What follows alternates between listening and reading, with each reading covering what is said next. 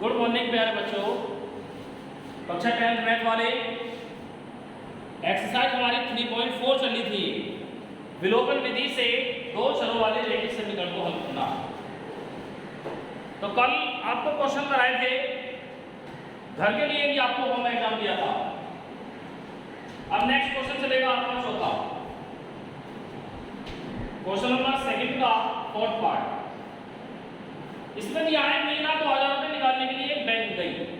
तो मीना नाम की लड़की है, वो बैंक में जाती है और 2000 रुपए निकालने के लिए जाती है। वो उसे खजांची से 50 रुपए तथा 100 रुपए के नोट देने के लिए कहा। उसने जो वहां पे कैशियर बैठा था खजांची, उससे बोला है कि हमको 2000 रुपए में 50 के नोट और 100 के नोट ही चाहिए, ना 10 के हो, ना 20 के हो, ना 500 के हो, ना 1000 के हो। किसके हो? केवल 50 के और 100 के हो। फिर बोला है मीना ने कुल 25 नोट प्राप्त किए, यानी जो उसने 2000 रुपए लिए हैं वो 50 रुपए के नोट है, उसमें 100 रुपए के नोट हैं और उनकी संख्या कितनी है? 25। संख्या में 25 है वो। तो उसमें बोला है ये कि 50 रुपए के कितने नोट हैं और 100 रुपए के कितने नोट हैं, ये आपको बताना है। 50 के कितने, 100 के कितने, और रुपए टोटल कितने होने चाहिए? रुपए 2000 ही होने चाहिए। अब देखें आप कुल रुपए कितने निकालने हैं। कुल रुपये हैं 2000। ठीक, माना 50 रुपए के नोटों की संख्या x है, वाले के 50 रुपए के नोट है वो x है, और जो 100 रुपए के नोट है वो y है। उम्मीद है यहाँ तक समझ आ गई, तो दिक्कत नहीं है। ऐसे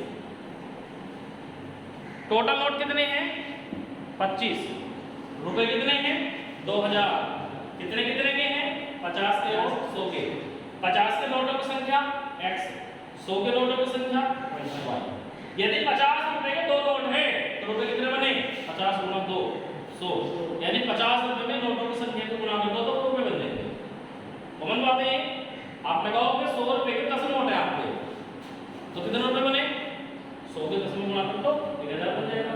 यदि 5 नोट होते तो 100 में 5 के गुणा कर दो 500 बन जाएगा। तो ये बिल्कुल सेम वही चीज है। कुल नोटों की संख्या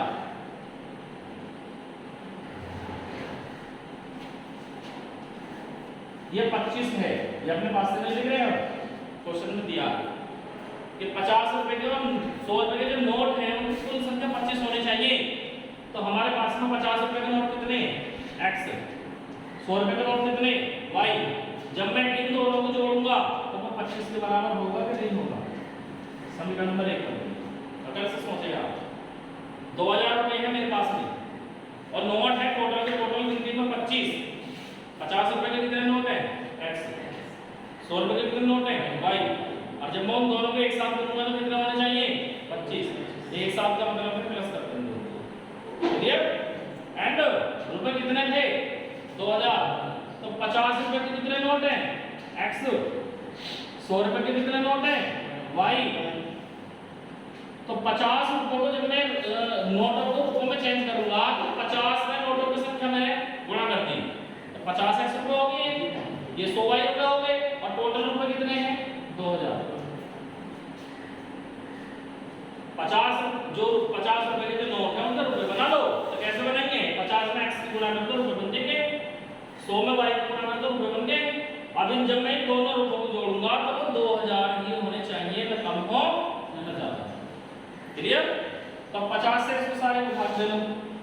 x 50 दूनी 100 और 50 चौका 200, 40 बार। समीकरण नंबर कौन सी आ गई है? ये आ गई समीकरण नंबर 2। उम्मीद है आपके पास समझ आ गई, क्लियर है। अब समीकरण नंबर 1 और 2 को किससे हल करना? विलोपन विधि से। तो जो समीकरण नंबर 1 है इसको इसके नीचे लिख लो। अब देखें आप, x वाला एक से बन रहा है कि नहीं बन रहा? y वाला अलग अलग है, x वाला एक साथ है। तो मैं कुछ नहीं करूंगा, क्या करेंगे? सेंस चिन्ह आ रहे हैं तो क्या लिखेंगे?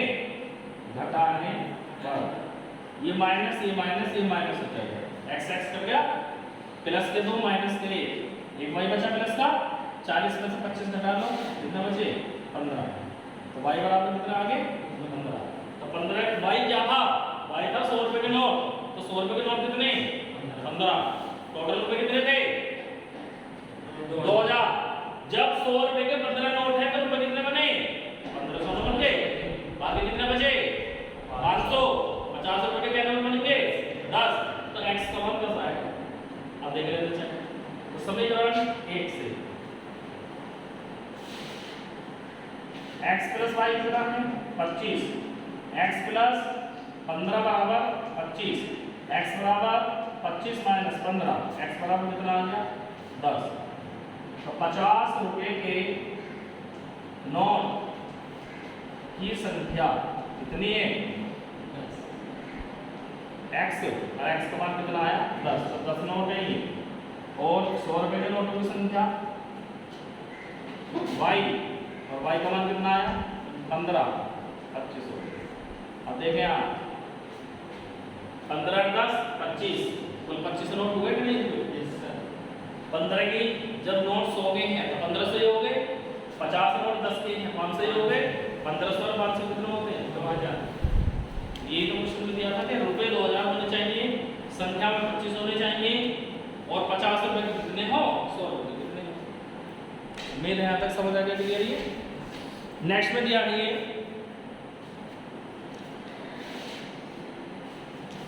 Question number 50। किराए पर पुस्तकें, किराए पर पुस्तकें देने वाले किसी पुस्तकालय का 3 दिनों का एक नियत किराया है तथा उसके बाद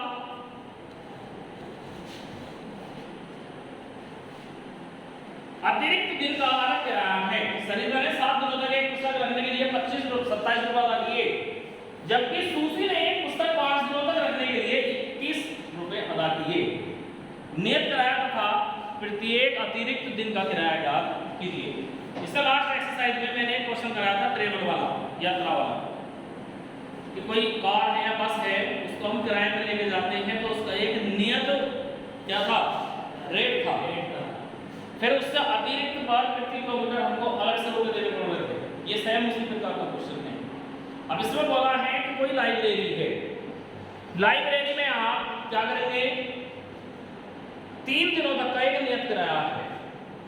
लाइब्रेरी में क्या होती है पढ़ने के लिए पुस्तक होती है, तो हमने वहां से पुस्तक ली तो जो भी लाइब्रेरी होती है वहां पर उनका कुछ चार्ज होता है पुस्तक पढ़ने का, कार्ड बन जाएगा आपका और उसका कुछ चार्ज हो जाएगा। तो उस लाइब्रेरी की कुछ ये कंडीशन है कि जब आप कोई पुस्तक ले रही हैं, कार्ड बन गया तो एक बार हमने पेमेंट दे दिया, वो पेमेंट आपका 3 दिन के लिए फिक्स हो गया। 3 दिन तक उसी में ही काम चल जाएगा नियत। अब 3 दिन में यदि चौथा दिन हो गया तो उसका अलग से देना पड़ेगा, 5वें दिन में उसका अलग से देना पड़ेगा, 6ठा दिन में उसका अलग से देना पड़ेगा। तो एक लड़की है सरिता नाम की, वो कितने दिन के लिए ली आई 7 दिन के लिए लाई कि नहीं लाई। तो हमने मान लिया कि जो फिक्स रेट है उसका 100 रुपए का है और पर डे का जो होगा अतिरिक्त वाला वो 5 रुपए का।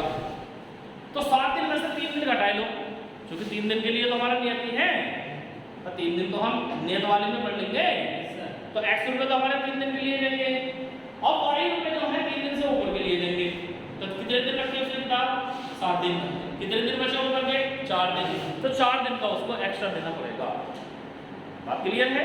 इसी प्रकार का सूसी है, सूसी ने 5 दिन के लिए ली है तो उसको 3 दिन के लिए तो हमको 100 रुपए में पड़ लेगी, वो नियत किराया है, और 2 दिन के लिए क्या देना पड़ेगा अतिरिक्त आपको किराया उसका देना पड़ेगा।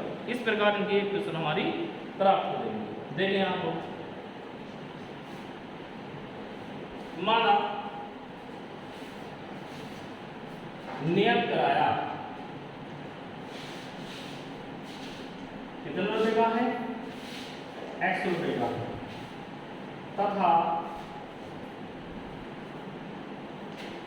अतिरिक्त किराया प्रति दिन का कितना है y। तब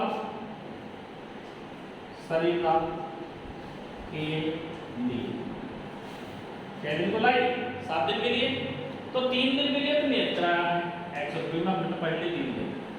अब हमको 1 दिन का किराया देना पड़ रहा 5 दिन का, लाई है 7 दिन के लिए, 7 दिन बच गए, तो 4 गुना वाई इसको रुपये देने पड़ेंगे, 4 दिन पड़ेगी, तो 1 दिन का वाई रुपये है 4 दिन का, 4 वाई रुपये देने पड़ेंगे।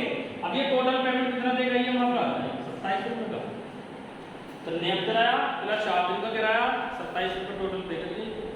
तो x plus 4y equal to 27, ये समीकरण नंबर 1 आ गई।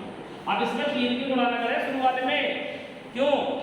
क्योंकि नियत किराया है 3 दिन का, यदि 3 की गुणा कर दी तो इसका मतलब है मैंने 3 बार पे कर दिए, जबकि वो 3 दिन का एक ही बार पे करना, उसी में 3 दिन पड़ लेते हैं। क्लियर? तो 3 दिन ये हो गए, 4 दिन ये हो गए, 7 दिनों के पूरे। एंड अब आ जाओ सूसी के लिए।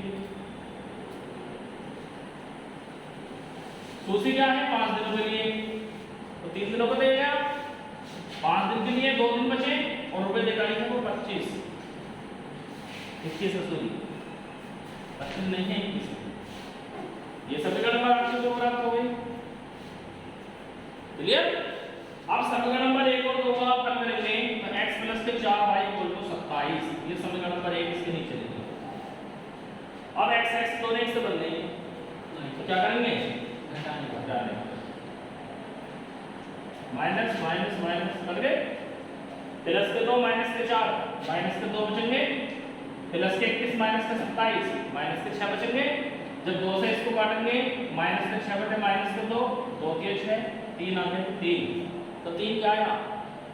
अतिरिक्त किराया प्रति दिन का 3 रुपये पर डे का देना पड़ेगा आपको। तो क्या आया? समीकरण 1 से अब x का मान निकालेंगे, x plus 4y equal to 27 है, तो x प्लस 4 गुणा 3 बराबर 27 है, तो x बराबर 27 माइनस 12, x बराबर 15 रुपये।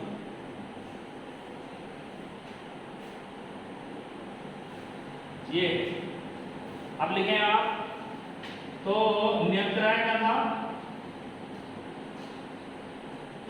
वो तो है 15 रुपये का प्रतिदिन अतिरिक्त किराया,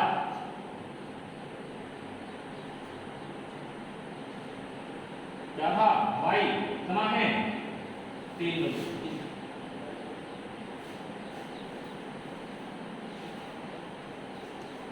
लगा लो 15 रुपये तो 3 दिन से दे दिए, बाकी बचे 4 दिन, 4 दिया 12, और 15 और 12 27 रुपये यहाँ दिए।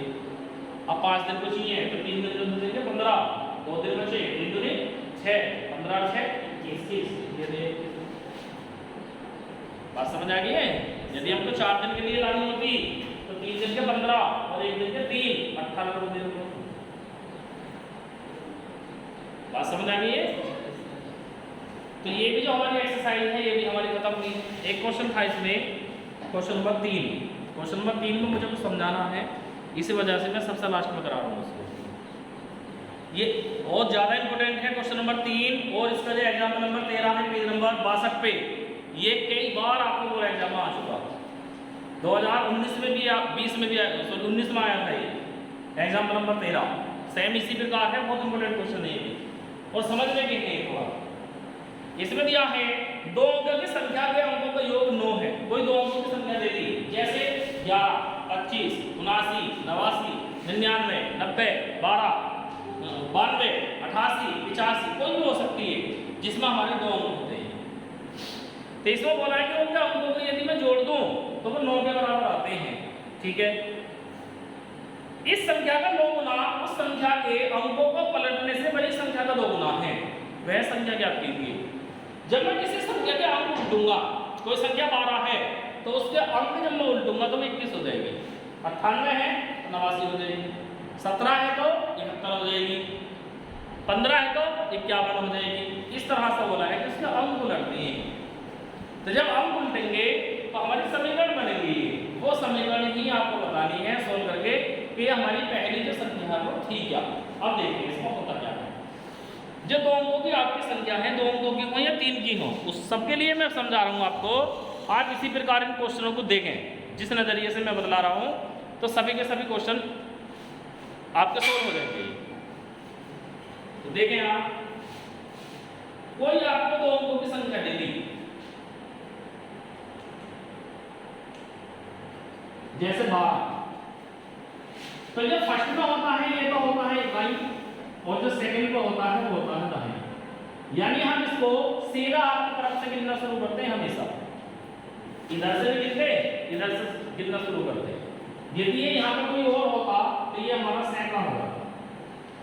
इकाई का मतलब 1 से होता है, दहाई का मतलब 10 से, सैकड़े का मतलब 100 से होता है। ध्यान रखें इस बात को भी। तो अभी हम दहाई की बात कर रहे हैं, सैकड़े की बता दूंगा। आप जब कभी 5वीं में थे, कक्षा 4 में थे, कक्षा 6 में थे, तो आपने स्थानीय मान पढ़े। तो स्थानीय मान ये चीज होती है, तो फर्स्ट में है इसमें 1 की गुणा कर लेंगे, दहाई है 10 की गुणा कर लेंगे, सैकड़ा है 100 की गुणा कर लेंगे। कहने का मतलब है कि इस बार को मैं इस प्रकार लिख सकता हूं कि जो दहाई वाला है कितना 1, उसमें तो 10 की गुणा करो, जो इकाई वाला है उसमें 1 की गुणा करो, तो ये 21 अपने आप बन जाएगा। देखिए आप, तो ये 12 है, 12 बन जाएगा, 10 एकम 10 और 2 12। क्या करना है फिर से समझे, 51 है तो इकाई ये है इसमें और दहाई आपकी ये है, तो जो दहाई है उसमें तो 10 की गुणा करें, इकाई में 1 की गुणा करें। तो मैं इसको इस प्रकार से लिख सकता हूं, कोई दिक्कत नहीं, संख्या वही बन जाती है। यदि ये हमारा सैकड़े में होता, 192 होता, तो जो इकाई ये है, दहाई आपकी ये है, सैकड़ा आपका ये है, तो जो सैकड़ा है उसमें तो 100 की गुणा करो, जो दहाई है उसमें 10 की और जो इकाई है उसमें 1 की, तो वो संख्या अपने आप बन जाएगी। देख लेना 100 प्लस 90 प्लस 2 कितने होते हैं 192, 192 तो है। तो इसी प्रकार हम किसी भी संख्या को इस रूप में तोड़ सकते हैं, कोई मुश्किल काम नहीं है। फिर से रिमाइंड करा रहा हूं मैं कि यदि दहाई है तो 10 की गुणा होगी, इकाई में 1 की गुणा होगी और सबके सब जोड़ लेंगे। आप इनको इकाई, दहाई, सैकड़ा, हजार, 10,000 कितने की भी बना सकते हैं। कि 10,000 हुआ है तो 10,000 में 10,000 की गुणा करें, हजार में 1000 की करें, सैकड़े में सैकड़े की करें, दहाई में 10 की करें, इकाई में 1 की करें, सब कुछ जोड़ दें, वही संख्या आपकी प्राप्त हो जाती है। ये नियम होता है इसका। अब ये तो हो गया हमारी संख्याओं में। अब यदि मैं इसको बोलूं कि ये तो है हमारा 12, तो 12 को मैं 1 गुणा 10 में 2 ले जाऊं।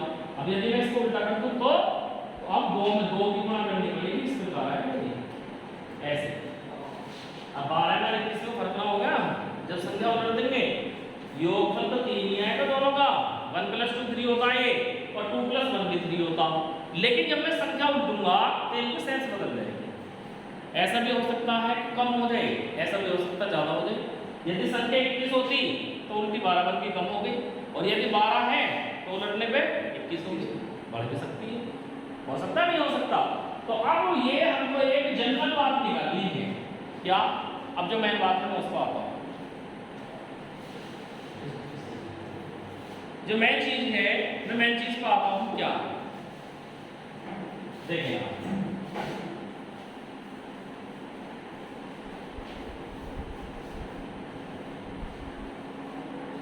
मेन बात आपकी ये है कि ये तो थे हमारे नंबर में, हमारे समझ आके बहुत जल्दी आसान है। अब यदि ये ही हमारे आंकड़े इसमें बन जाते ए बी में, तब ए बी में तो पता ही नहीं चल रही है क्या है क्या है। कोई दो अंकों की संख्या है ए बी या एक्स वाई है, एक्स वाई तो हम इसको ले सकते हैं। एग्जांपल ए बी में करता हो उन्होंने नहीं एक्स वाई नहीं, तो एक्स वाई ले लो। अब y क्या है, y है हमारी इकाई मान, x क्या है दहाई मान, तो xy बराबर yx नहीं होगा। ख्याल रखें जो दाएं पे है वो दाएं पे ही अब रखा जाएगा, जो इकाई पे है वो इकाई में रखा जाएगा, इंटरचेंज नहीं कर सकते, ध्यान रखना इस बात का। और xy का मतलब x गुणा y नहीं है। देखें आप ये 12 है तो 12 का मतलब 1 गुणा 2 नहीं है, वो इकाई का अंक है, ये दहाई का अंक है। तो इसको मैं किस प्रकार लिखूंगा, जो दहाई में है इसकी 10 की गुणा कर लो, इकाई में 1 की गुणा कर लो, यानी xy को 10x प्लस y लिख सकते हो। किसी को कोई आपत्ति हो तो xy को 10x प्लस y लिखेंगे। इसी का उल्टा यदि yx है तो उसको 10y प्लस x लिखूंगा, बस इतनी सी बात। यदि ये बात समझ आ गई हो तो क्वेश्चन आपकी के भी आपका सॉल्व हो जाएगा, एग्जांपल भी तो क्वेश्चन। देखें आप जो x y है इसको मैं लिख सकता हूं 10x प्लस y, क्योंकि x हमारा क्या है दहाई में है, y हमारा इकाई में है, तो 10x प्लस y आएगा। जब yx है तो y हमारा दाईं में हो गया तो 10y प्लस आ जाएगा। अब क्वेश्चन पढ़े आप अच्छे से देखें। दो अंकों की संख्या के अंकों का योग 9 है। माना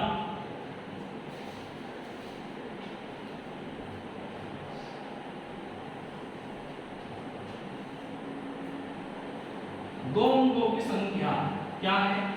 x y। मैंने मान ली कि कोई दो अंकों की संख्या है क्या? x y। इकाई मान क्या है? इकाई मान है y और दाएं मान कितना है? x। इकाई है। क्लियर? अब इसने बोला है कि यदि मैं इन दोनों को जोड़ दूं तो 9 के बराबर है। तो जोड़ने का मतलब क्या है? इकाई का अंक प्लस दहाई का अंक बराबर 9। एक समीकरण बनी कि नहीं बनी? ताबो प्रश्नानुसार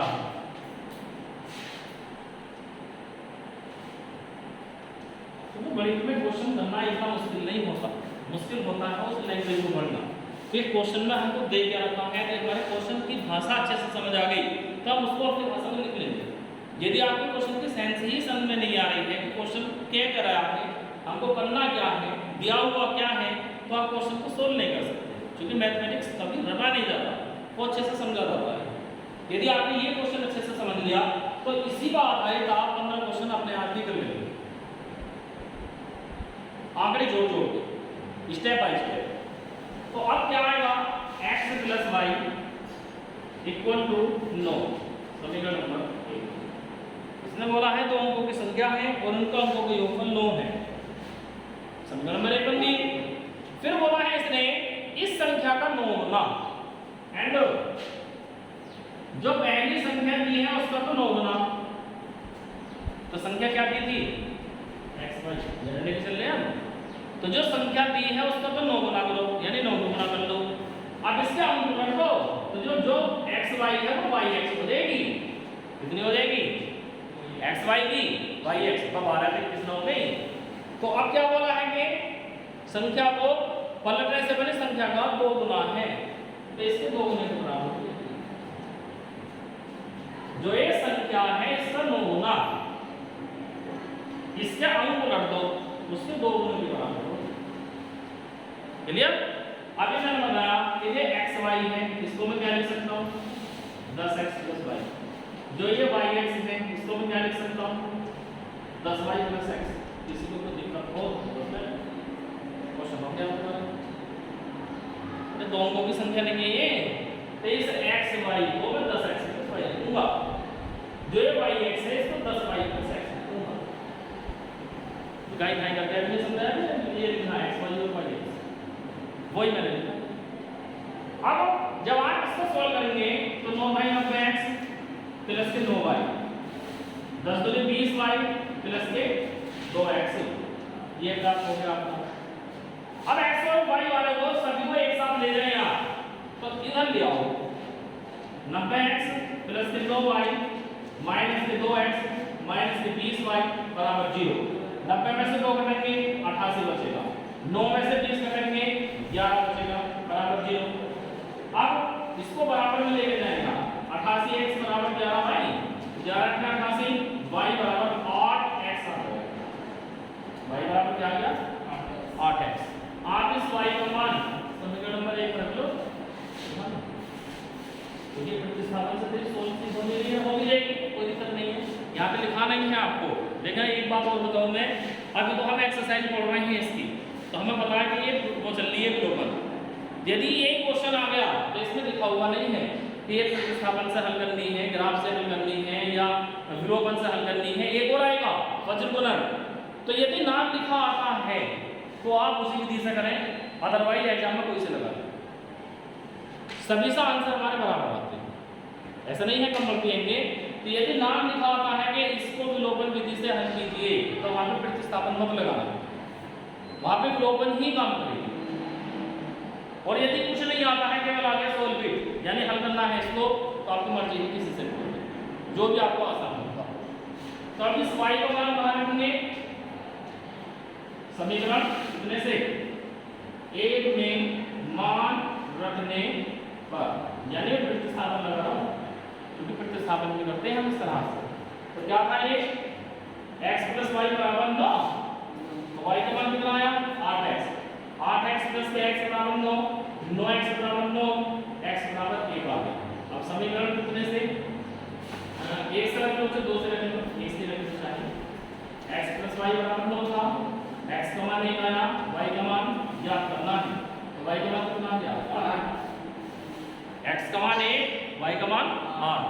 तब संख्या क्या थी, संख्या थी x y, तब संख्या कितनी है x y, x का मान कितना 1, y का 8, कितना आ गया 18। यदि आप इस पे x y ना करके 10x प्लस y से निकालोगे ना तब भी देख लो सर 10 गुणा 1 प्लस 8 कितना आएगा 18 तो आएगा। तो संख्या क्या है वो 18 है, जो आपसे पूछा कि वह संख्या 18 है जिसके इसका 9 गुना इसके अंकों को उलटने के 2 गुने के बराबर है। समझ आ गई बात ये। तो ये एग्जाम्पल आपको 13 दिया है, इस एग्जाम्पल को आपको खुद करके देखें। जो एक्सरसाइज आपको 3.24 दी है, सॉरी ये विलोपन विधि आपके पूर्णतः रूप से ये भी समाप्त है।